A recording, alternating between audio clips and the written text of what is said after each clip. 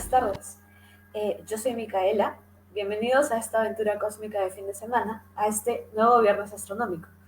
El primero de este semestre, hoy viernes 7 de octubre del 2022. Tenemos hoy a nuestro invitado especial, el doctor Armando Bernuy, desde Brasil, pero antes vamos a presentarles las astronoticias. Hoy serán presentadas por Joseph Eli. Adelante, Joseph. Hola Micaela, gracias por el pase. Bien, en esta sección de Astronoticias empezamos con esta, que es el James Webb y el Hubble capturan las consecuencias del impacto DART contra un asteroide. La nave espacial DART de la NASA, con una rapidez de 22.500 km por hora, se estrelló contra la superficie de un pequeño asteroide el pasado 27 de septiembre de este año, 2022. El pequeño asteroide, llamado Dimorphos, orbita un asteroide más grande, llamado Didymos. A esto se conoce como un sistema doble de asteroides. El tamaño de la nave era comparable con el de un buggy. A pesar de esto, la colisión expulsó grandes columnas de material que aumentaron el brillo del sistema unas 3 veces. Para esto, los telescopios espaciales James Webb y el Hubble observaron el objetivo DART antes, durante y después de la colisión.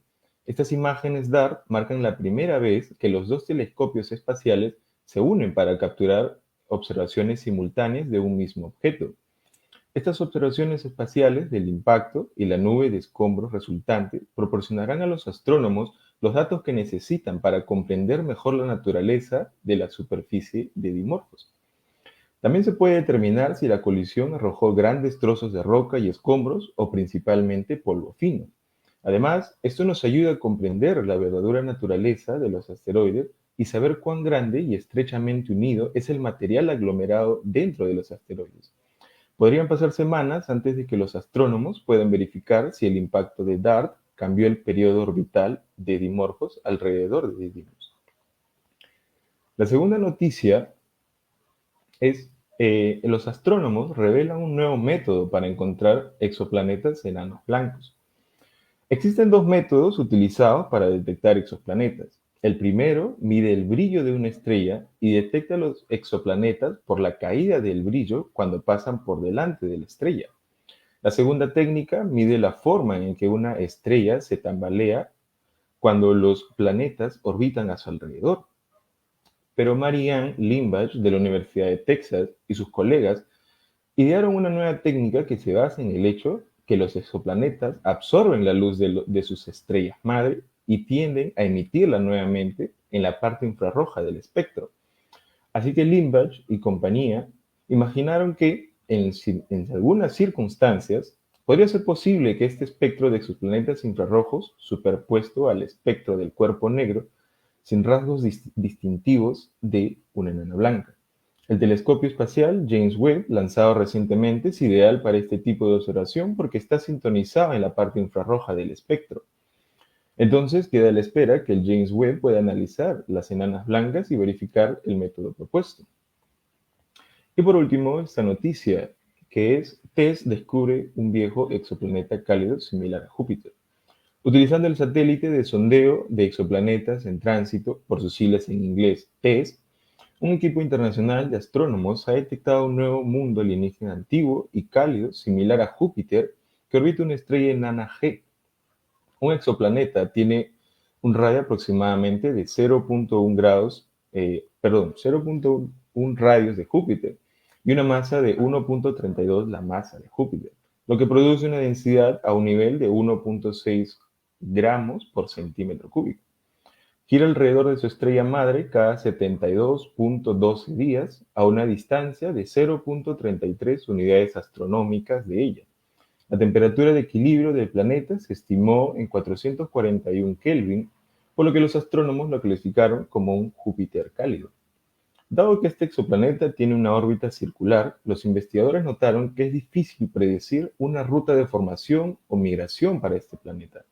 Suponen que probablemente se formó a través de la migración del disco o la formación in situ, como otros mecanismos que tienen más probabilidad de dejar un planeta en una órbita excéntrica alrededor de su estrella madre. Y estas fueron las noticias por hoy. Nos vemos la siguiente semana para más astronoticias.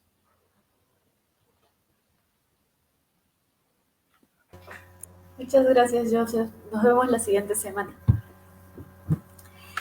Bueno, esperamos que todos se encuentren muy bien desde casa. Recuerden que si tienen preguntas o comentarios pueden dejárnoslos en el chat de Facebook y serán respondidas al final de la charla. Tampoco olviden compartir la transmisión. Ahora bien, es momento de pasar con el ponente, el doctor Armando Bermí. Él es un investigador, un profesor investigador del Observatorio Nacional de Río de Janeiro. Adelante, profesor. Muy buenas tardes, profesor. Buenas tardes, Micaela. Buenas tardes, Joseph y Teófilo. Muchísimas gracias por la invitación. Muy gentiles en invitarme a participar de los Viernes Astronómicos. Por favor, me avisas si...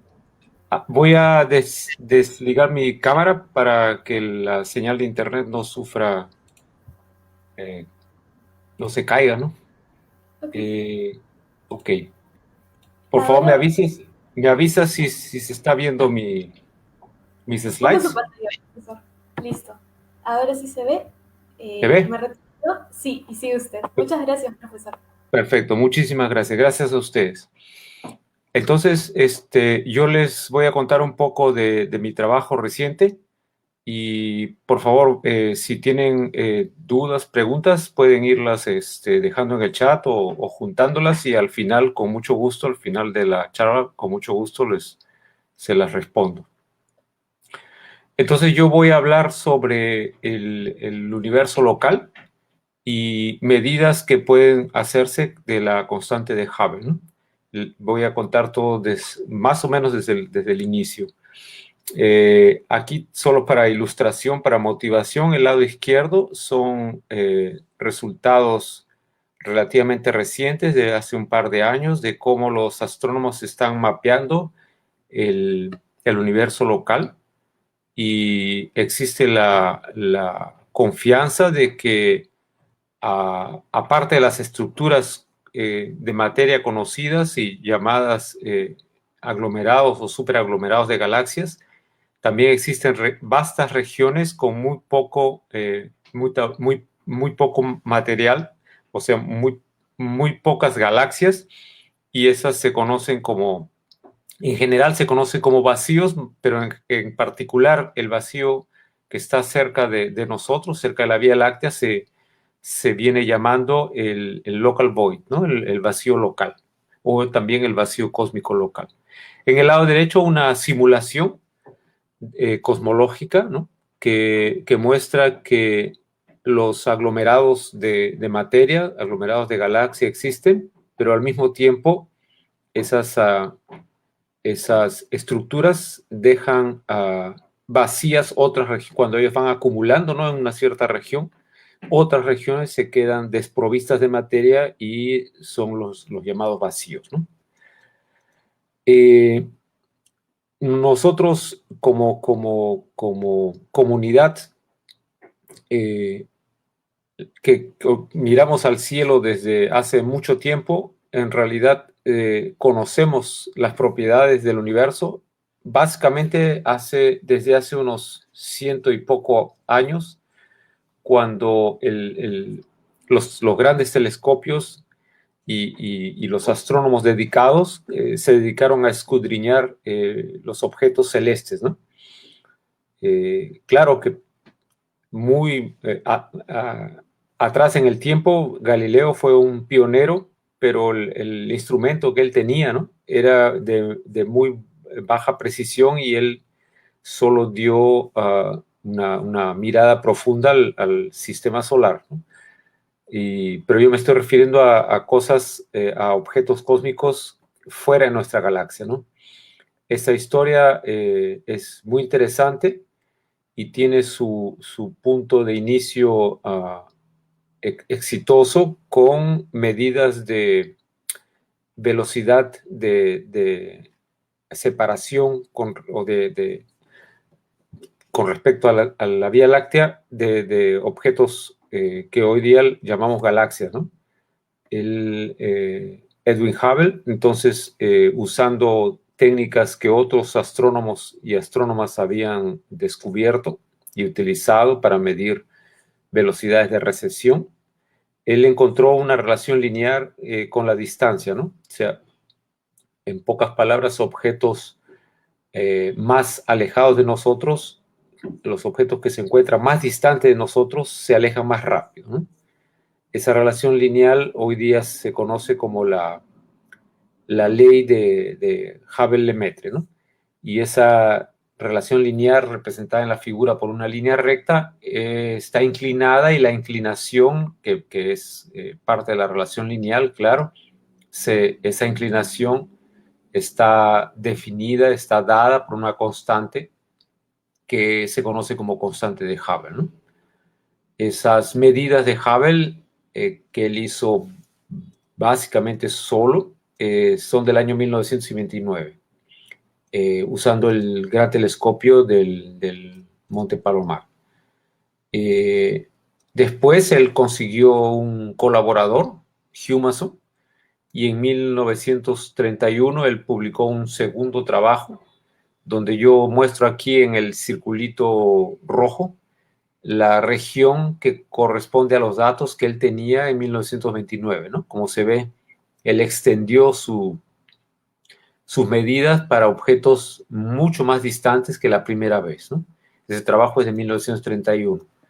Y como se observa, en 1931 se confirma la relación de linealidad entre la velocidad de recesión de las galaxias a medida, dependiendo de la distancia que nos separa, ¿no? De nuevo, más alejados están de nosotros esas galaxias, más grande es la velocidad de recesión de ellas, ¿no?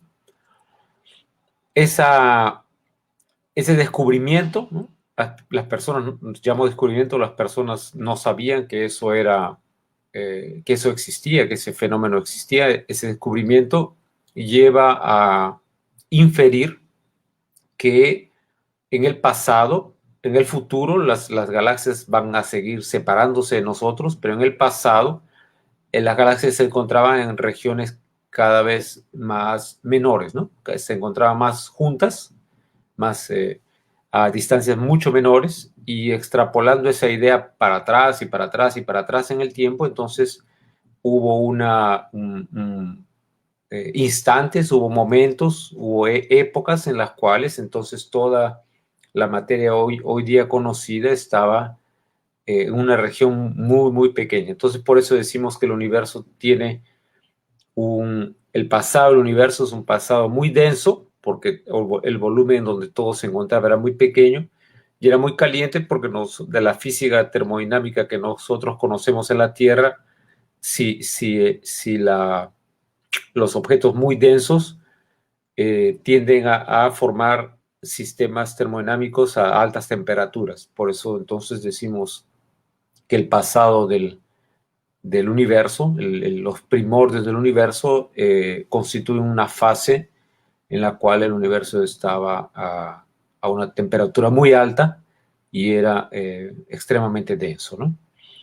Eso, si ustedes saben un poco de la historia de la cosmología, eso llevó entonces a las personas a bautizar esa situación de el Big Bang, ¿no? Esa es la teoría del Big Bang. Entonces dice eso, que hubo un momento inicial en el cual materia estaba toda reunida. El Big Bang produce entonces una expansión del universo, y entonces lo que observamos ahora es la consecuencia de esos estados iniciales después de más o menos 14.000 millones de años, ¿no? En la figura de la derecha entonces se muestra lo que la concepción actual, cómo interpretamos los dados de Hubble a la luz de ese modelo del Big Bang, ¿no? Entonces en el pasado todo estaba en un cubo de lado L, digamos, un cubito de lado L, y hoy día los lados de ese cubo, o sea, las medidas lineales, ¿no? Cada lado de ese cubito se agrandó por causa de la expansión del universo, se agrandó con L multiplicado por un factor de escala A. Para entender exactamente ese factor de escala A, ustedes necesitarían un poco de conocimientos más avanzados que están reunidos conocimientos que están reunidos en lo que llamamos relatividad general, ¿no?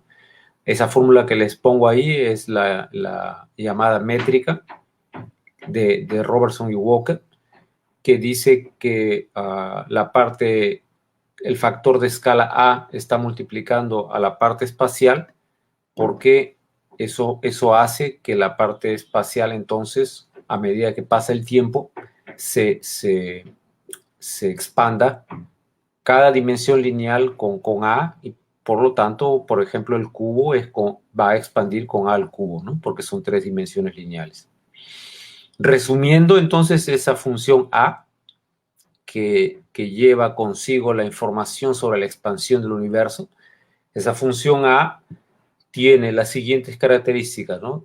La primera derivada de A con respecto al tiempo es positiva, y eso es consecuencia de los resultados de Hubble y Humason y otros después, posteriores a esos años que mencioné, 29 y 31. Después de eso se han hecho muchas medidas. Se confirma entonces que A punto o derivada de A es positivo. Y a fines del año 1998, inicio de 1999, dos grupos de astrónomos en forma independiente, estudiando la distancia a luminosidad de supernovas, encontraron que la segunda derivada de A también es positiva.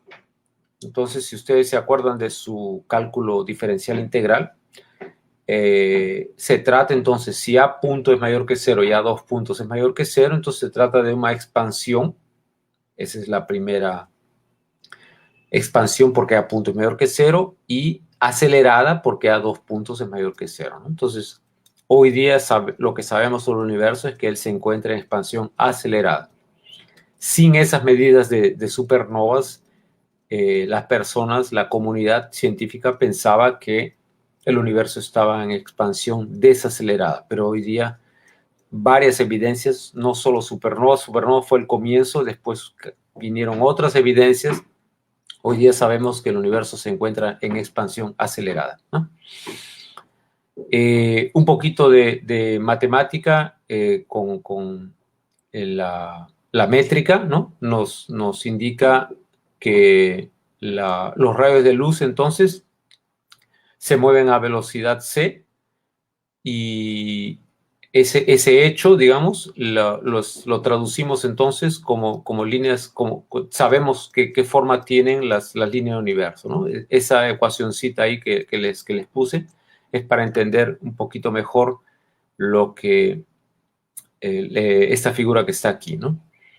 Entonces, en el lado izquierdo tiene una figura donde el tiempo es el vectorcito aquí que apunta para arriba, ¿no? El tiempo va aumentando de abajo para arriba. Y como no es posible representar las 3 dimensiones espaciales, solamente se representan 2, ¿no? Y X, ¿no? Entonces, una versión bidimensional, 2D, del universo en expansión.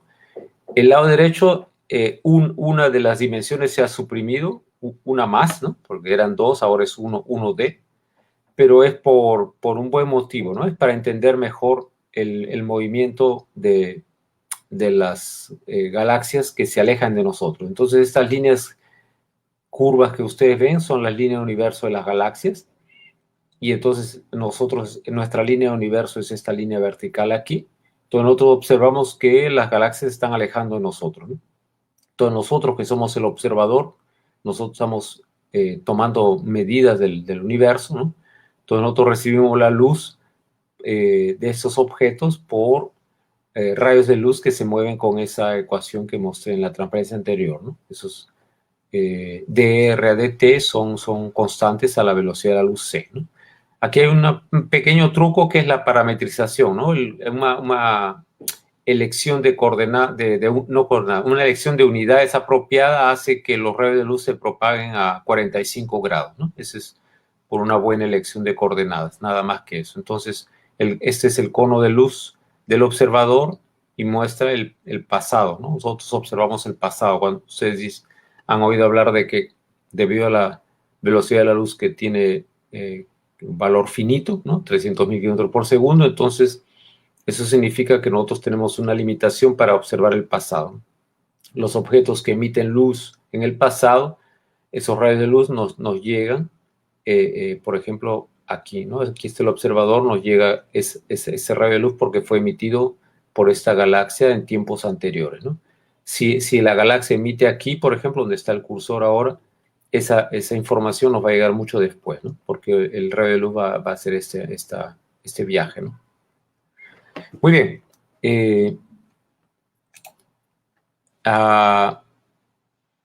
Aquí una figurita un poquito más bonita, digamos, más colorida de los resultados de Hubble.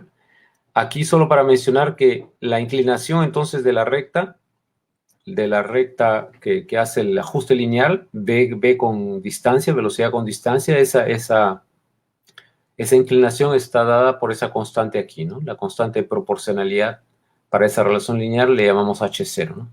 El valor de H0 puede ser parametrizado por una letra sin dimensiones, adimensional, que en general podemos decir que está entre 0.5 y 1, pero las medidas actuales dicen que H minúscula está entre 0.65 y 0.75 más o menos, ¿no? Las unidades de H son kilómetros por segundo por megaparsec. ¿Por qué esas unidades? Porque a la distancia está en megaparsecs y la velocidad está en kilómetros por segundo. Entonces, esas unidades son convenientes para decir lo siguiente: por cada megaparsec de distancia que se encuentre el objeto, él se mueve a tantos kilómetros por segundo. Para cada megaparsec, 100 veces h kilómetros por segundo de velocidad de recesión, ¿no? Son unidades convenientes, digamos, ¿no? Pero si ustedes ven kilómetros y megaparsecs, son unidades de longitud y por tanto en principio se pueden cancelar, solo que el número que sale es muy extraño. Entonces los astrónomos prefieren dejarlo de esa forma, ¿no? Al final de cuentas, H0 tiene dimensiones de 1 sobre tiempo, ¿no? O sea, unidades de 1 sobre segundo. Ok, esa relación lineal se supone que la relación lineal que medimos hoy con la constante de Hubble H0, esa relación en realidad se espera que se mantenga en otros tiempos y para otros observadores también, y entonces en ese caso ya no se trata de una constante medida hoy día, sino que pueden ser valores medidos en otras épocas del universo, ¿no? Y en ese caso entonces la H tiene un nombre más general, ¿no? Ya no es una constante, ya es una función, porque es posible medirla en diferentes épocas, y en ese caso ya nos referimos a la función de Hubble, y H0 sería la constante de Hubble, ¿no? Para diferenciar un valor medido hoy de valores que pueden ser medidos en otras épocas del universo, ¿no? Todo siempre en función, de acuerdo a la definición, siempre en función del factor de escala. Entonces es importantísimo medir H para conocer el factor de escala. El factor de escala no es posible de medirlo directamente, lo que uno mide es H. ¿Ah? Muy bien. Entonces, ¿cómo son las medidas de H?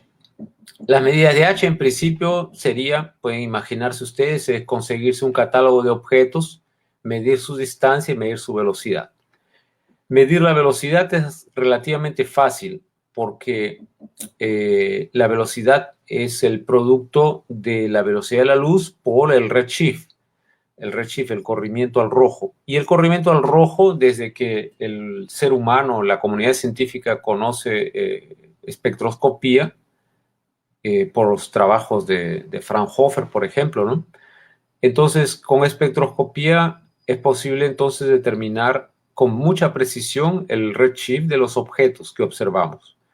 Y multiplicando por c, entonces conocemos la velocidad. Entonces, con la velocidad no hay problema, eso es factible de medir con mucha precisión. El problema en cosmología y en astrofísica extragaláctica, el problema es calcular o conocer distancias de objetos extragalácticos. Eso no es nada fácil. Y cuando se consigue, hay mucha incertidumbre en la medida. Entonces, eso provoca, por ejemplo, la dispersión que ustedes observan, ¿no? Estos puntos que están aquí no son simulaciones. Esos puntos son del catálogo alfalfa. Se trata de nubes de hidrógeno H1 que van hasta más o menos 85, 90 megaparsecs. Como ven, hay una gran dispersión y más o menos inesperada dispersión de objetos. Inesperada porque ahora les voy a explicar. Para los expertos, claro que no es tan inesperada, pero para ustedes les puede parecer que esa dispersión es extraña o anómala, ¿no? Entonces yo les explico aquí con la figura de la derecha lo que parece estar ocurriendo, ¿no? La línea continua de color negro es la línea de universo de una galaxia, es la línea de universo esperada de una galaxia, ¿no? Pero y objetos que hacen eso, que hacen ese recorrido en el espacio-tiempo, se llaman el conjunto de ellas, ¿no? El conjunto de esas líneas de universo se llama flujo de Hubble. Porque siguen lo esperado solamente por la expansión medida por Hubble, ¿no? Pero en la práctica lo que ocurre es que todos los objetos extragalácticos, todos los objetos cósmicos, tienen alrededor de ellos otros objetos cósmicos, galaxias o grupos de galaxias o aglomerados de galaxias. Y entonces eso produce lo que se llaman velocidades locales, velocidades peculiares también. Esas velocidades peculiares provocan que en general todos los objetos se desvíen del flujo de Hubble. Y entonces usted dice, pero si todos los objetos se desvían del flujo de Hubble, entonces ¿cómo voy a conseguir medir la relación lineal? Entonces ahí yo les digo, calma, no es, el asunto es feo, pero no es tan feo. Existe una forma de contornar ese problema. Y es el siguiente, ¿no? Las velocidades peculiares debidas a movimientos propios, debidos a la interacción gravitacional con los vecinos, esas velocidades son de alrededor de 100, 200, 300 kilómetros por segundo. Y esas velocidades existen, claro, para todos los objetos en todos los redshifts, ¿no? Tanto para próximos de nosotros como para alejados de nosotros. Solo que si ustedes comparan, ¿no? 300 kilómetros por segundo con velocidades próximas a nosotros, que son, recuerden la ley de Hubble, ¿no? En menor distancia, menor velocidad. Entonces, pequeña distancia, una distancia de 20 megaparsecs, por ejemplo, implica en una velocidad de 1500, 1200 kilómetros por segundo. Entonces, si ustedes tienen un objeto que está a 20 o menos de megaparsecs de distancia, la velocidad esperada es alrededor de 1500, 1400 kilómetros por segundo. Si ustedes consideran entonces la velocidad peculiar para ese objeto de 300, 350, entonces estamos hablando de la tercera parte, de 20%, 25% de la velocidad que debería tener, está siendo afectada por una velocidad peculiar. Entonces, con grande chance, con grande probabilidad, estos objetos que están próximos a nosotros están afectados en grande porcentaje por las velocidades peculiares. Pero si ustedes consideran objetos que están a 45, 50, 60 megaparsecs, esos objetos tienen velocidades de Hubble, velocidades del flujo de Hubble de 4000, 4000 y poco. Y entonces en ese caso, 200, 300 kilómetros por segundo es una fracción menor de lo que esperaba. Entonces, a medida que nos alejamos, ¿no? A medida que nos alejamos, las velocidades peculiares influyen cada vez menos en la velocidad del objeto en el flujo de Hubble, simplemente porque cada vez, como las velocidades peculiares tienen un límite, son grandes, pero no son exageradamente grandes, entonces cada vez que vamos para objetos más alejados, entonces estamos considerando objetos que tienen más velocidad dentro del flujo de Hubble. Entonces la velocidad peculiar afecta cada vez menos. Entonces más lejos nos vamos, menos esa velocidad peculiar afecta su componente su participación dentro del flujo de Hubble, ¿no? Entonces parte de la solución es esa, ¿no? Pero les voy a mostrar que no llega a ser suficiente, porque aún así, como se observa también aquí, pero voy a mostrar otras figuras, las velocidades peculiares aquí, muy alejados de nosotros, contribuyen, pero aquí hay algo más. Entonces vamos a intentar entender lo que puede estar pasando, ¿no? Aquí solo para hacerles notar las medidas de la constante de Hubble se hacen desde 1929, ¿no? Con Hubble. Y ellas fueron siendo cada vez mejores, ¿no? Esta línea vertical es 50 kilómetros por segundo por primera parte y esta otra línea horizontal, perdón, esta línea horizontal es 50, esta línea horizontal es 100 kilómetros por segundo por primera parte. Entonces ustedes observan que las velocidades están en ese intervalo hace un buen tiempo, ¿no?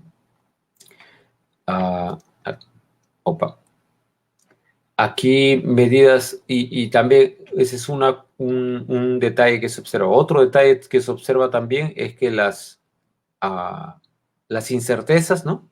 También llamadas de barras de error, están cada vez más chiquitas, ¿no? Comparado con inicio del siglo, ¿no?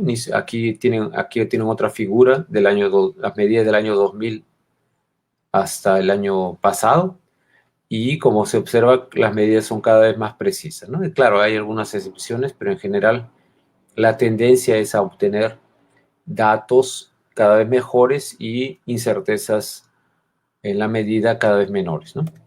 Muy bien. Aquí un gráfico que simplifica el gráfico anterior, son las mejores medidas que se tienen en los últimos tiempos, con diferentes objetos que sirven de medidores de distancia, ¿no? Aquí son las estrellas cefeidas, que no son fáciles de observar en otras galaxias, pero para las más próximas sirven para calibrar las más alejadas. TRGB son estrellas rojas que tienen un cierto comportamiento también que puede ser aprovechado como un trazador de distancia. Y ese CMB es un resultado, como se ve, muy preciso, una incerteza muy pequeña. El problema con este resultado de CMB es que es un resultado obtenido usando modelo cosmológico, en cuanto que las otras medidas CFD y TRGB no. Ok, entonces para el análisis que nosotros hicimos, usamos el catálogo alfalfa. Como ven aquí, estas manchitas verdes es porque alfalfa para el grupo de investigación que hizo esto también representa lo que para nosotros, ¿no? Son esas hierbas verdes que suelen ser comida por algunos animalitos, ¿no? Y significa alfa, porque ellos van a medir la línea alfa de las nubes de hidrógeno, ¿no? Entonces el acrónimo es Arecibo Legacy Fast Alpha Survey, ¿no? En la región observada del cielo es la que se muestra aquí. El azul es en el hemisferio norte y este rojito es en el hemisferio sur. Y en total el conjunto de área observada es más o menos 7.000 grados cuadrados, ¿no? Que es un sexto del cielo, ¿no? El cielo, la esfera celeste tiene casi poco más de 42.000 grados cuadrados, ¿no? Aquí, para darles un ejemplo, ¿no? Esa galaxia M31 en una foto en el óptico y es cómo se ve en H1, ¿no? Cómo se vería para ese survey, ¿no? Para ese mapeamiento astronómico que estoy mencionando. Los datos más o menos son los que están aquí. En el hemisferio norte hay más o menos 16.000 galaxias o nubes de H1 asociadas a galaxias, y en el hemisferio sur son 9.000 y poco, ¿no? En total son como 30.000, pero algunas detecciones no son buenas, entonces el catálogo tiene 20 y tantos mil. Y nosotros analizamos en principio los dos lados, ¿no? Norte y sur. Aquí se ve un poquito más, los puntitos aquí son muy gruesos, ¿no? Aquí los puntitos son más chiquitos. Es básicamente lo que el alfalfa observó, ¿no? Las velocidades se miden espectroscópicamente. Las distancias se midieron por método semianalítico. Es un poco trabajoso de explicar ahora. Es un método que asume un modelo, no un modelo cosmológico, asume un modelo de distribución de objetos cósmicos. En algunos de los objetos observados, esos objetos ya existen, pues están asociados a galaxias que ya están catalogadas, y en esos casos es posible entonces comparar los resultados de ese modelo semianalítico con una herramienta de medida de distancias que se llama Tully-Fisher, ¿no? Tully-Fisher mide la velocidad de rotación de las galaxias. Entonces estamos hablando de galaxias espirales. Esa relación entre la luminosidad observada y la velocidad de rotación, que puede ser inferida por el ancho de la línea observada de hidrógeno 1, ¿no? En torno alrededor de los 21 centímetros, ¿no? Que es el objetivo el centro del objetivo del telescopio, ¿no? Medir esas líneas, las líneas alfa del hidrógeno. Entonces el ancho de la línea da información sobre la velocidad máxima de rotación. Entonces, haciendo un poco conocimientos de física, ¿no? El flujo, si se acuerdan, ¿no? El flujo es energía por unidad de tiempo por unidad de área. Entonces, en el numerador tenemos energía por unidad de tiempo, que para objetos luminosos, entonces, es representado por la luminosidad. Entonces, luminosidad es energía por unidad de tiempo. Y en el denominador tienen ustedes el área de la esfera de radio D, donde está concentrada, donde está distribuida la energía por unidad de tiempo, ¿no? Entonces, eso se trata entonces de ondas esféricas de luz, ¿no? Y lo que nosotros medimos es el flujo, ¿no? Los detectores miden flujo, ¿no? Los detectores que acoplados a los telescopios miden flujo. De esa relación, entonces, álgebra elemental, ¿no? Conseguimos medir las distancias si conocemos la luminosidad y medimos el flujo, ¿no? La luminosidad la conocemos con el ancho de la línea H1, y el flujo, como dije, lo miden acoplado al telescopio, ¿no? Entonces, uno obtiene cosas con los datos del alfalfa. Uno tiene cosas como esta figura que está aquí, ¿no? Uno tiene un buen ajuste lineal, pero no estamos satisfechos, no estábamos satisfechos con esa dispersión, ¿no? Esas líneas verticales que ustedes ven aquí son aglomerados, ¿no? Esa primera es el aglomerado de Virgo, y ese aquí es otro aglomerado menos conocido, ¿no?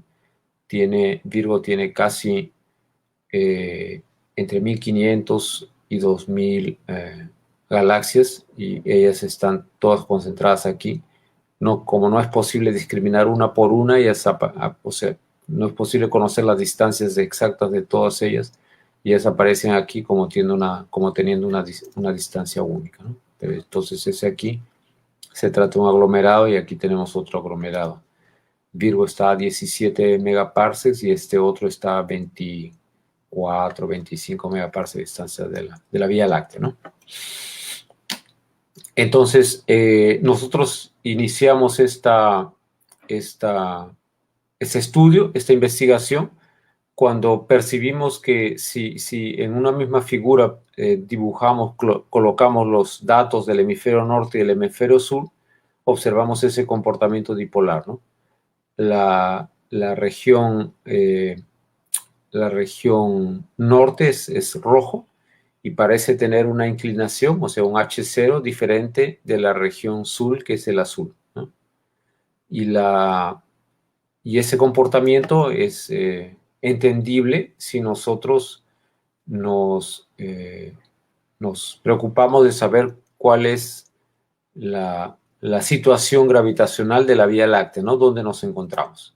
Entonces le voy a hablar un poquito de eso ahora, ¿no? Entonces, el primer problema, entonces aquí hay dos problemas que vamos a abordar. Uno es las velocidades peculiares de los objetos del alfalfa y el otro es el movimiento dipolar. Entonces, primero vamos con las velocidades peculiares. Ya les había contado aquí que para muy bajos, o sea, para distancias muy pequeñas respecto de nosotros, o sea, para objetos próximos a nosotros, a la Vía Láctea, las velocidades peculiares tienen una componente que es sustancial con respecto a la velocidad esperada en Hubble, ¿no? Entonces es claro que tenemos que evitar considerar objetos muy próximos a nosotros, porque las velocidades peculiares de esos objetos pueden estar interfiriendo con ser una fracción importante de la velocidad esperada en el flujo de Hubble, ¿no? Entonces vamos a considerar eso. Aquí una situación, la velocidad que uno mide para Hubble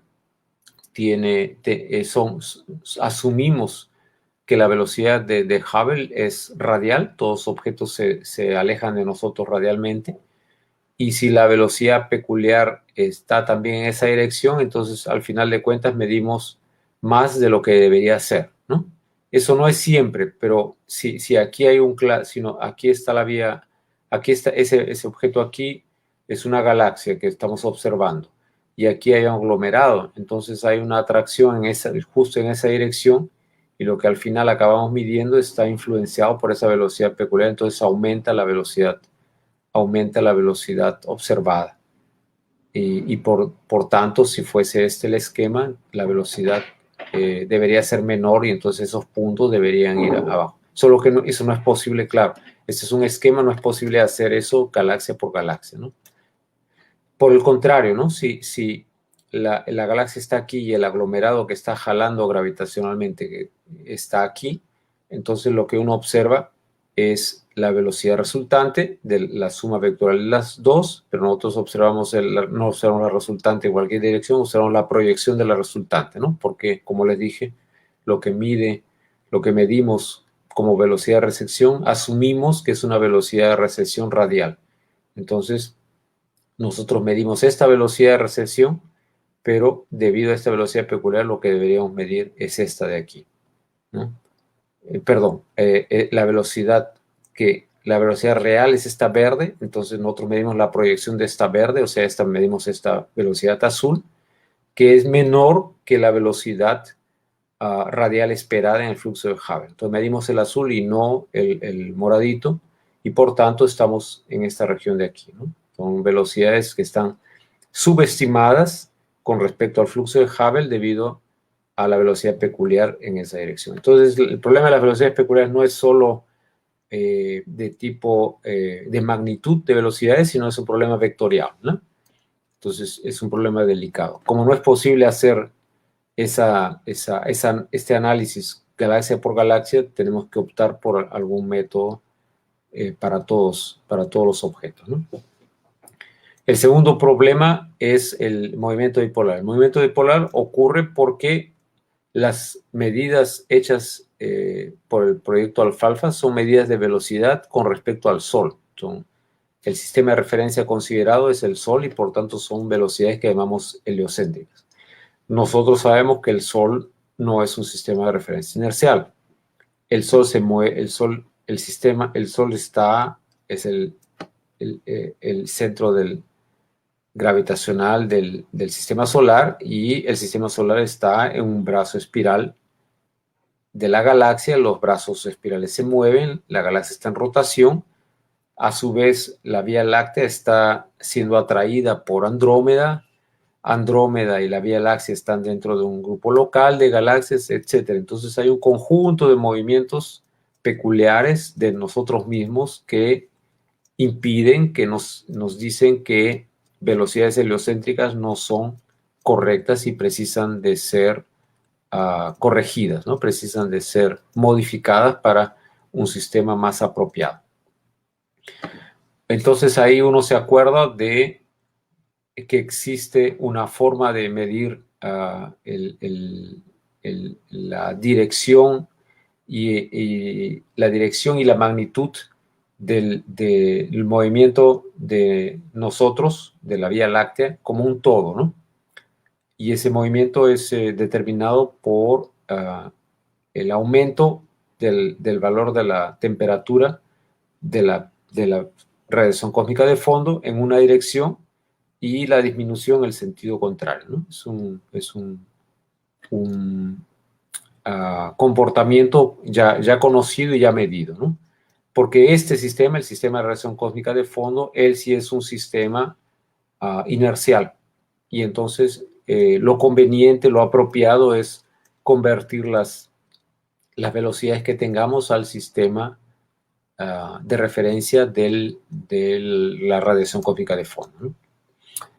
Para complicar esa situación, ¿no? La distribución de vacíos, que son esas regiones blanquecinas, y con materia, que son estas regiones, por ejemplo, estas regiones oscuras, ¿no? Primero regiones en color plomo, y después estas más enrojecidas, y al final estas regiones verdes.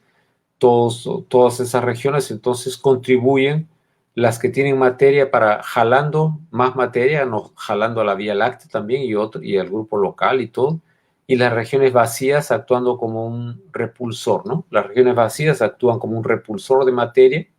Esos son vectores de velocidad que muestran ese efecto.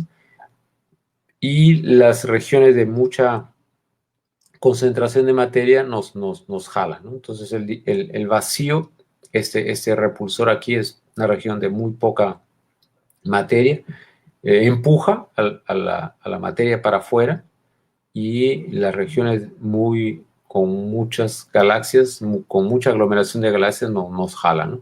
Entonces es una dinámica que también induce necesita ser corregida cuando consideremos las velocidades, ¿no? Para aumentar nuestra falta de conocimiento. Entonces también esa figura que mostré al inicio del vacío local, ¿no? Entonces, ¿cómo es que se procede? Entonces, este cuadradito con esta galaxia en miniatura representa, por ejemplo, la Vía Láctea, ¿no? La Vía Láctea siente una atracción neta gravitacional hacia el LG. LG es el grupo local group. A su vez, el local group está siendo atraído por el aglomerado de Virgo. Esa velocidad se conoce, 220 kilómetros por segundo. Virgo, a su vez, y un conjunto de galaxias que aquí no se muestran, esa figura no está a escala, ¿no? Pero el efecto gravitacional de todas ellas al final se traduce en la presencia de un superaglomerado local, ¿no? Ese círculo de línea continua representa la región donde el superaglomerado local de galaxias está manifestando sus efectos. Y a su vez, él es esa región, de acuerdo a lo medido por la radiación cósmica de fondo, por ese dipolo, interpretado como dipolo Doppler. Entonces todos nosotros, todo este conjunto, el contenido de este círculo, con toda la materia dentro, incluyendo nosotros, entonces nos lleva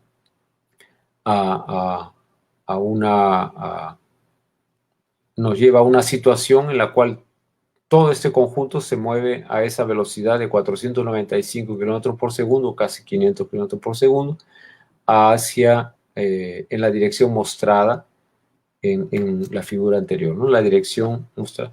Este valor no es el valor medido de la CMB, porque el valor medido de la CMB es desde aquí, ¿no?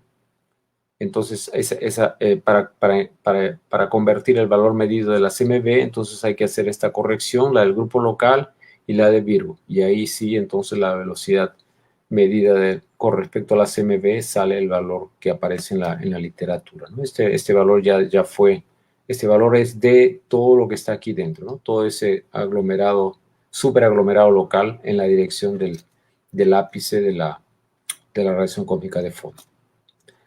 Ok, entonces nosotros hacemos, esas son las velocidades heliocéntricas, ¿no?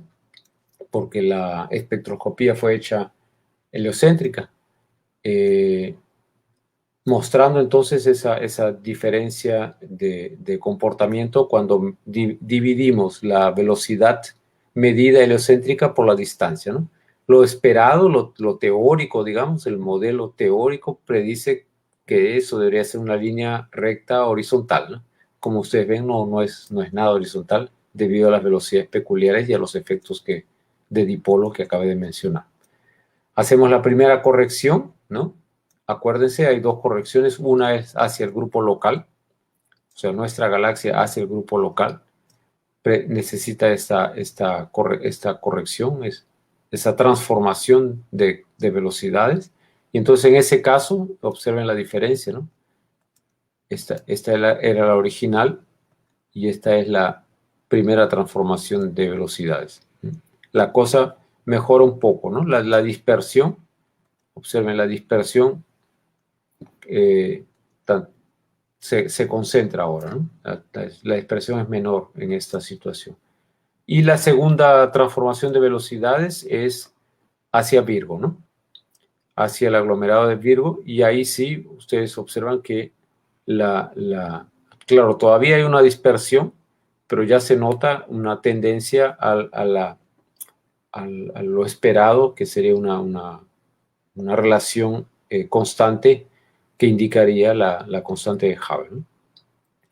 Claro que aún hay dispersión, en 20 hay una tremenda dispersión, en 30 megaparsecs, en 40 también hay dispersión, y nosotros optamos por cortar los datos, o sea, no considerar los datos, me parece, eso va a quedar claro en los próximos slides. A partir de 45 megaparsecs, la dispersión nos impide hacer un buen análisis, entonces consideramos solo los datos de 45 megaparsec hasta 85 megaparsec. Entonces, haciendo esas dos transformaciones de velocidades, fue en 40, cortamos en 40, ¿no? Megaparsecs, entonces de 40 a 85 son los datos que restan para análisis, y ahí sí hay una concordancia mucho mejor, ¿no? Aquí obtenemos 69.60, ¿no? Para la constante de Hubble en el hemisferio norte y 69.52 en el hemisferio sur, ¿no? ¿Qué es lo que al final de cuentas, es lo que nosotros buscábamos, ¿no? Hacer la transformación de velocidades para encontrar una única constante de Hubble, porque como les mostré, con los datos originales, los datos crudos, uno obtiene dos constantes de Hubble, y la explicación es por esos dos efectos que les vengo contando, ¿no? En este caso, este caso es de 40 a 85, considerando todos los dados de 40 a 85, y aquí es de 70 a 85 solamente. Aquí es para el hemisferio sur de 40 a 85, y de nuevo para el hemisferio sur de 70 a 85, ¿no? Hay una buena concordancia. El error aún es grande porque los objetos aún están bien dispersos, ¿no? Es posible hacer análisis de errores usando Monte Carlos. Simulación de Monte Carlo, simulamos los errores para encontrar una mejor descripción de ellos. Y al final de esos análisis encontramos, y también combinando norte y sur, ¿no? Encontramos para los puntos, para los objetos cósmicos entre 40 y 85, lo colocamos aquí, nos salió ese valor. Para los objetos entre 60 y 85 nos sale ese valor. Para 70 y 85 nos sale ese valor. Y por último, para el último intervalo, nos sale ese valor aquí, ¿no? Entonces, consideramos 4 intervalos entre 40 y 85, ¿no? 40, 85, 50, 85, 60, 85 y por último 70, 85, ¿no?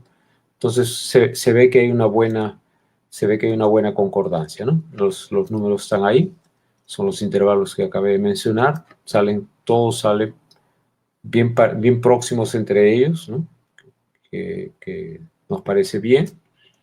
Calculamos el error. Este error está simulado porque las medidas de distancia no son precisas. El catálogo alfalfa no contiene errores de distancia 1 por 1, y solo dicen que los errores son del orden de 20%. Entonces nosotros hacemos un sorteo, generamos números aleatorios, hacemos un sorteo y lo que nos sale son valores del error en torno de 6, ¿no? 6 megaparsecs, 6 kilómetros por segundo por megaparsec, ¿no? El error estadístico es pequeño porque nuestra muestra de datos es suficientemente buena, entonces el error está dominado por la incertidumbre en las medidas de distancia, ¿no? Y la medida H0 está buena también, está entre 70.5 y 71, entonces está razonablemente buena, ¿no? Comparación con lo que aparece en la literatura, ¿no? Nuestros análisis, como dije, alrededor de 70.5. El Planck da 67.4, pero como les mencioné, el Planck, radiación cósmica de fondo, es un valor obtenido usando modelo cosmológico. Yuan et al., una medida reciente también, usando supernovas, da 72.4. Yuan es ese grupo del Dr. Riess, ¿no? El premio Nobel de las supernovas, tiene 72.4. Friedman usa TRGB, obtiene 69.8, ¿no? Entonces el valor que obtenemos está razonable, digamos. Nuestro problema está en que no conocemos, no existen errores de distancia. Este número aquí está simulado, ¿no? Entonces es una medida con gran incertidumbre, digamos, ¿no? La incertidumbre no es buena, pero eso no es culpa nuestra, digamos. Bueno, conclusión, el universo local, el universo próximo de nosotros, está lleno de estructuras en gran escala que producen potenciales gravitacionales que inducen básicamente dos efectos, ¿no?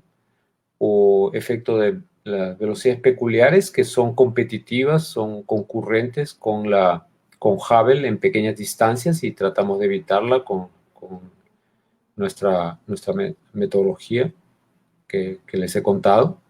Y también existe el problema del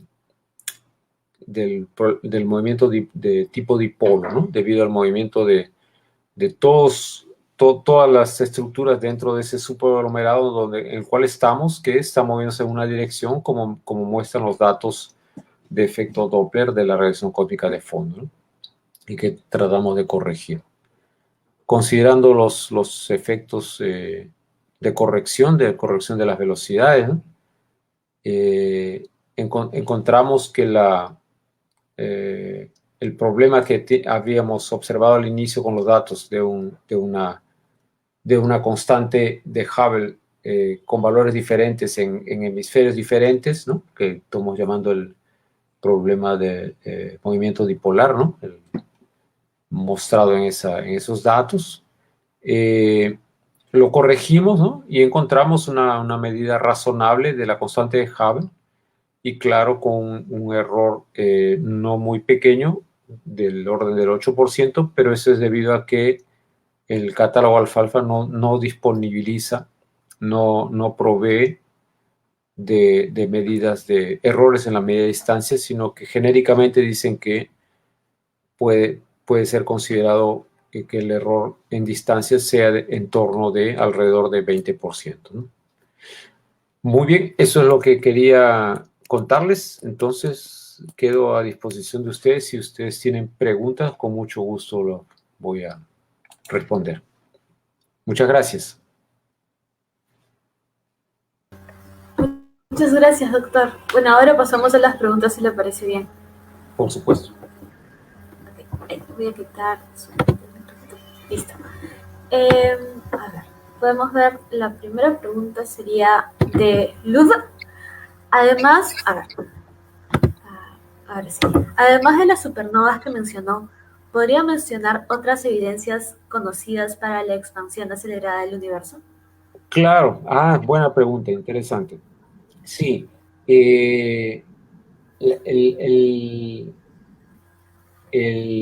Las medidas de supernovas están directamente relacionadas, o sea, dan directamente medidas de aceleración cósmica. Esa aceleración cósmica sería producida por un agente, o sea, dentro del modelo que nosotros tenemos sobre el universo, esa expansión acelerada del universo sería producido por un agente que genéricamente llamamos energía oscura porque no sabemos qué cosa es, solo sabemos sus propiedades, ¿no? Entonces, de acuerdo a esas propiedades, esa energía oscura tendría que tener tendría que formar parte de los ingredientes del universo. Entonces, el universo está compuesto por materia oscura, que ese es otro problemita, pero vamos caminando. Entonces, en el universo hay materia oscura, hay materia bariónica, que materia bariónica es básicamente todo lo que está en la tabla periódica, más fótons y neutrinos, básicamente, ¿no? Eso es la materia bariónica. Y hay la energía oscura. Entonces, el universo tiene más o menos 70%, si consideramos el 100%, entonces 70% del contenido del universo es energía oscura, 25% es materia oscura y 5% es materia de la tabla periódica, materia conocida de la tabla periódica.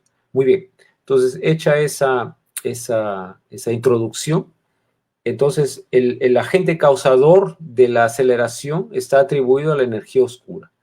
Esa energía oscura, o sea, el hecho de que 70% del contenido del universo sea ese agente causador de la aceleración, ese existe en cualquier cosa que midamos. En particular, él se detecta bien en radiación cósmica de fondo.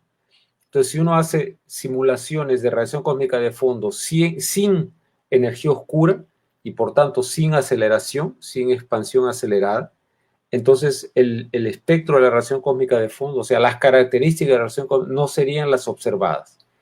Entonces, yo diría que la mejor confirmación, aparte de la medida de distancia de supernova, ¿no? Que son velas velas padronizables. La segunda evidencia fuerte sobre la expansión del universo a través de ese agente desconocido llamado energía oscura está en los datos de la radiación cósmica de fondo, ¿no? Ok, profesor, muchas gracias. Espero que podamos haber respondido tu pregunta, Lu. Pasamos a la siguiente pregunta. Es de Nadia, que dice, leí que también existe el Blue Shift. ¿Podría explicar algo breve sobre esto? Gracias. Claro, Navier, claro. El redshift es aquel donde la longitud de onda se alarga y es interpretada como efecto Doppler de crecimiento, o sea, crecimiento de la distancia relativa entre observador y entre la fuente y el observador. Eso no es solo para señal luminoso, es también, por ejemplo, para ondas sonoras. Entonces, si hay un aumento de la distancia relativa entre fuente luminosa o sonora con el observador o la persona que está escuchando la onda sonora o está detectando la onda luminosa, entonces el aumento relativo produce un redshift, o sea, un alargamiento de la longitud de onda.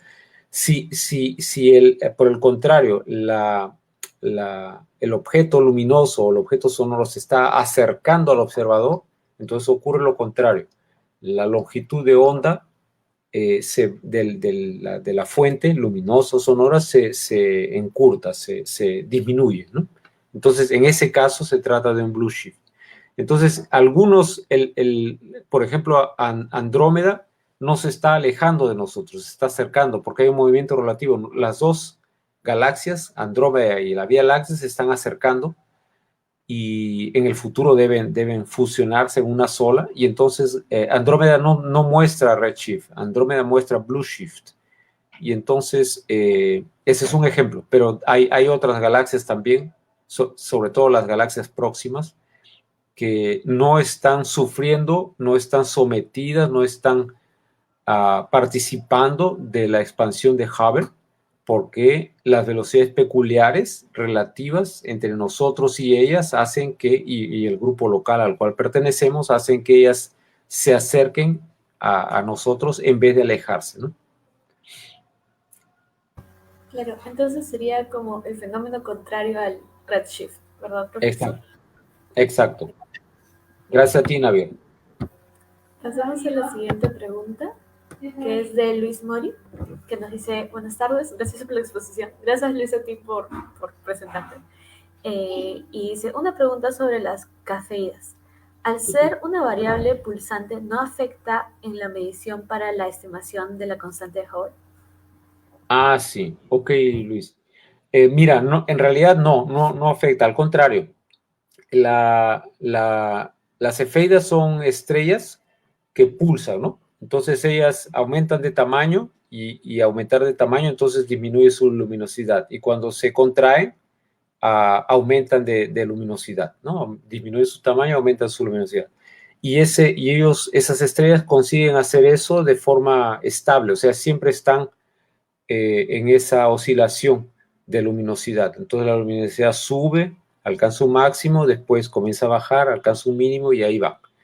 Y esa propiedad entonces ayuda en lo siguiente, ¿no? Imagínate que esas cefeidas están en la nube de Magallanes, que está bien cerquita a nosotros. Entonces, si nosotros identificamos unas o más cefeidas en la nube de Magallanes y sabemos entonces que su periodo de luminosidad varía, por ejemplo, es una onda sinusoidal, por ejemplo, de cada 5 días cada 10 días, para números redondos, cada 10 días alcanza un máximo, ¿no? Entonces, cada 5 días baja y después 5 días máximo de nuevo. Entonces, quiere decir que si la luminosidad es con una periodicidad conocida, ¿no? Que conseguimos medir, es relativamente rápido de medir. Entonces, esa cefeida puede ser usada como un foco, como una luz estándar, Y como está en una región, como mencioné, en la nube de Magallanes, o en la pequeña o en la grande, cualquiera de ellas, que conocemos a qué distancia está, ¿no? Porque las nubes de Magallanes son galaxias satélites de la Vía Láctea, entonces hace mucho tiempo que las estudiamos y conocemos cuál es su distancia. Entonces podemos podemos juntar toda esa información e inducir entonces que cuando encontremos cefeidas en otros lugares, hacemos una especie de, estoy siendo rápido, resumido, hacemos una especie de regla de 3, porque conocemos la luminosidad de la cefeida vía su periodo, y conocemos su distancia, y después observamos una cefeida de un periodo igual, pero en otra galaxia, a otra distancia. Entonces básicamente, grosso modo, entonces por regla de 3, ¿no?, inferimos cuál es la luminosidad de la otra distancia. Y como te mostré en la fórmula, por ejemplo, de la fórmula del flujo, ¿no? Si medimos el flujo y conocemos la luminosidad intrínseca de la cefeida, Entonces podemos inferir como resultado la distancia a la cual se encuentran, ¿no?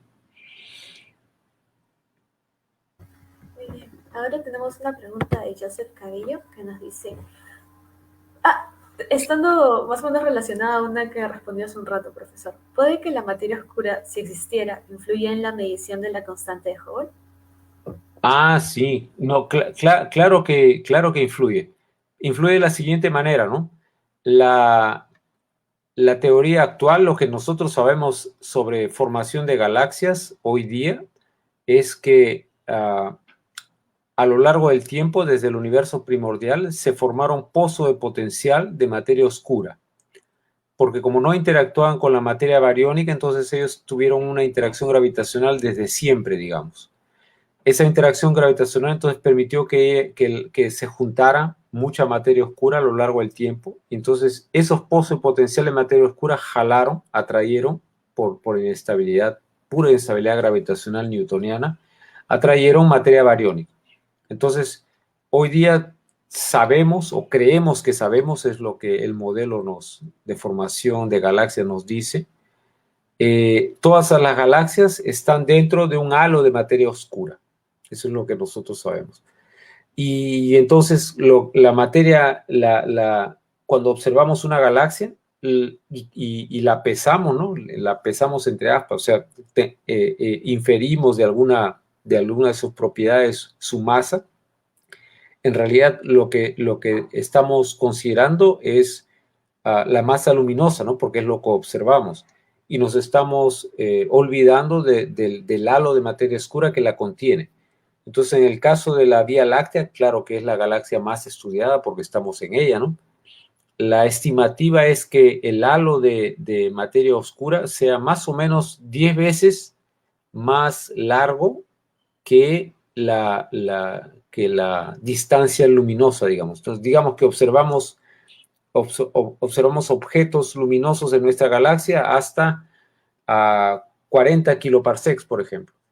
Es probable que el halo de materia oscura sea 10 veces esa distancia, ¿no? Entonces, la Vía Láctea está dentro de un halo que es 10 veces más largo que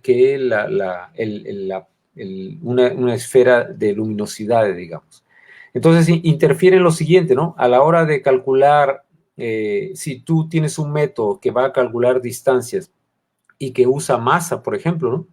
Entonces, hay que tener cuidado porque vas a necesitar una corrección, porque la masa luminosa no es la masa de la galaxia observada, porque hay que considerar que hay una relación entre masa luminosa y masa oscura que habría que añadirle, ¿no? Al final, a las personas tienen en cuenta eso desde hace ya algún tiempo porque la materia oscura llegó al conocimiento de los astrónomos desde el siglo pasado, ¿no?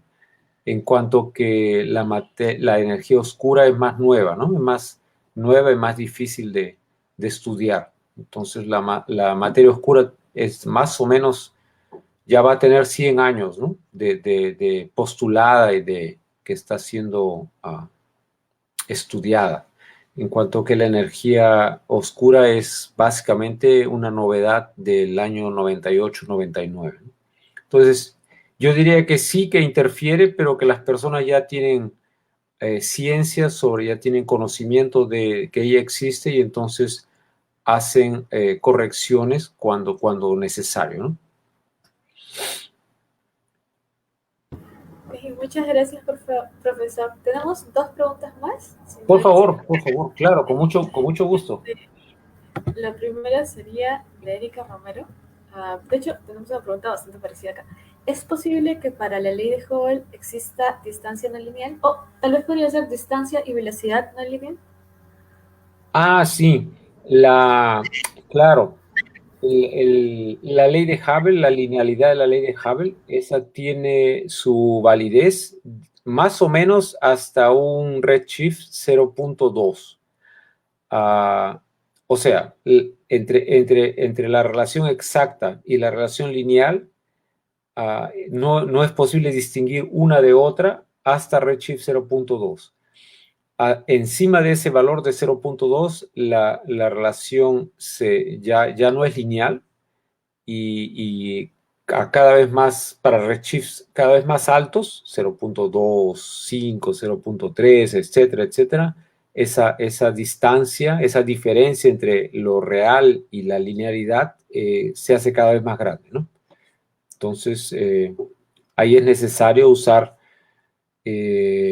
o sea, para describir distancias y velocidades, la relación entre distancia y velocidad para objetos que se encuentran en redshift superiores a 0.2, es necesario usar una relación más complicada que es obtenida conociendo o postulando o asumiendo, mejor dicho, un modelo cosmológico.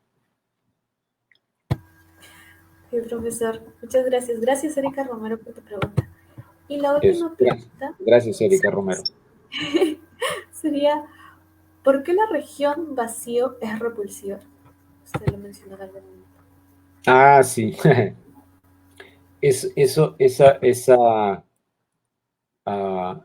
Ese conocimiento es relativamente reciente, ¿saben? Es porque cuando los astrónomos miran al cielo, ¿no? Inicialmente solo estaban preocupados en posición angular en la esfera celeste, ¿no? Con el tiempo se dieron cuenta que tanta información valiosa, aparte de la posición, o sea, de cómo están distribuidas las galaxias en el universo, también era importante la distancia. Y entonces fueron atrás de descubrir, de medir las distancias.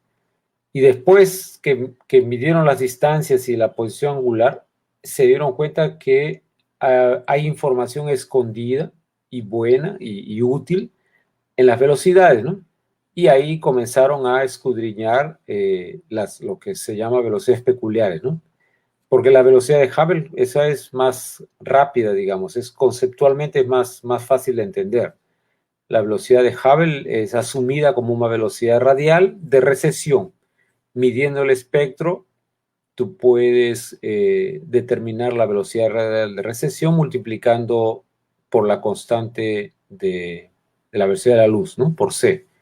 Y ya tienes la velocidad. Todo eso que estoy hablando es hasta redshift 0.2, y que es un universo local.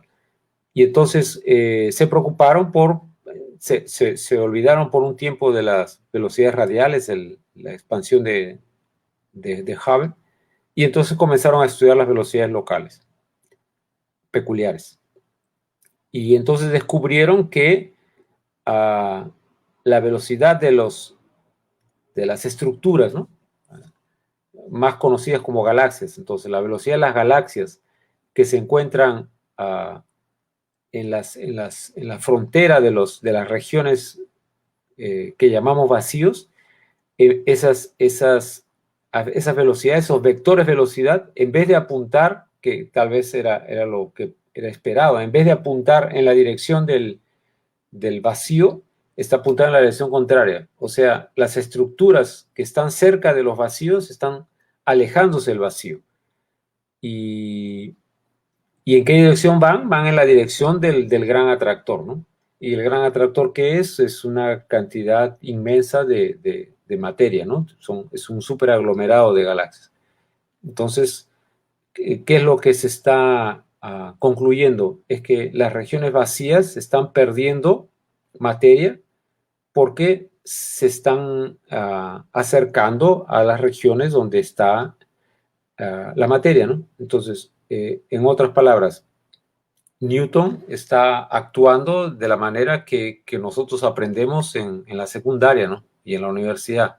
O sea, regiones donde el campo gravitacional es más fuerte están atrayendo con mucha intensidad a la materia, en este caso a las galaxias que se encuentran en su alrededor, y dejando, como consecuencia, dejan regiones desprovistas de materia, ¿no? Y entonces la formación de vacíos no es exactamente porque el vacío sea un repulsor, sino porque está perdiendo materia y lo que se observa es que él actúa como si fuese un repulsor, ¿no?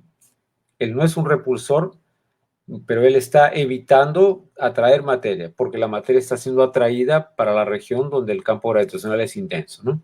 Entonces el efecto neto es ese, es el efecto que se observa es eso, ¿no? Las velocidades peculiares son de salida de las regiones vacías y de entrada en las regiones con superaglomerados de materia, ¿no? Espero haber respondido tu pregunta. Disculpe, profesor, qué interesante. Entonces, por ejemplo, en clústeres grandes de estrellas o de galaxias, se van acercando más las galaxias y dejando más espacio entre estos clústeres. Eso, exactamente, sí. Entonces, la simulación que mostré al inicio, ¿no? Deja clara esa situación. Déjame proyectar aquí rapidito. Entonces, esta es una simulación cosmológica. Esos filamentos muestran el camino que sigue la materia, ¿no? Entonces, la materia está juntando en ese superaglomerado. Y a medida que se junta en esa región pequeña, ¿no? Fíjate, aquí son solo 30 megaparsecs, alrededor de 30 megaparsecs. Entonces hay regiones, esas regiones oscuras aquí se van quedando despobladas, ¿no? Porque toda la materia que estaba aquí va saliendo en dirección de los filamentos. Los filamentos entonces son las regiones donde se junta la materia y a su vez donde se intersecan los filamentos se junta más y más materia, dejando regiones despobladas de materia, ¿no? Esos son los vacíos. No, los vacíos, los aglomerados y los vacíos se forman simultáneamente, ¿no? Uno porque gana galaxias y el otro porque pierde galaxias, ¿no? Entonces se queda más oscurito. Bueno, profesor, esa era la última pregunta por hoy. Muchas gracias por ser parte de los viernes astronómicos. Esperamos volverlo a tener en algún otro viernes astronómico. Si usted quiere dar algunas palabras finales, por favor. Claro, cómo no, mucho gusto. Muchísimas gracias a ustedes por haberme invitado. Muchas gracias a los que me preguntaron. Gracias por el interés en la astronomía, en la astrofísica, en la cosmología.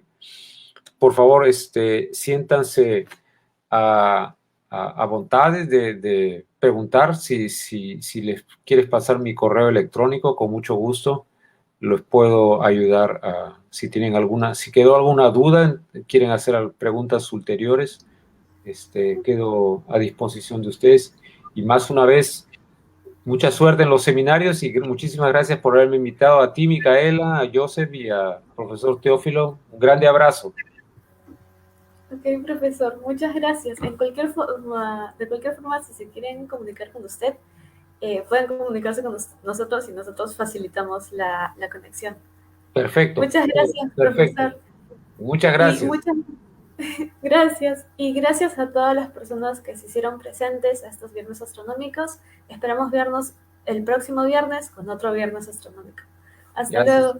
Gracias a los asistentes. Chao. Gracias a los asistentes y a sus preguntas. Muchas gracias. Chao. Gracias.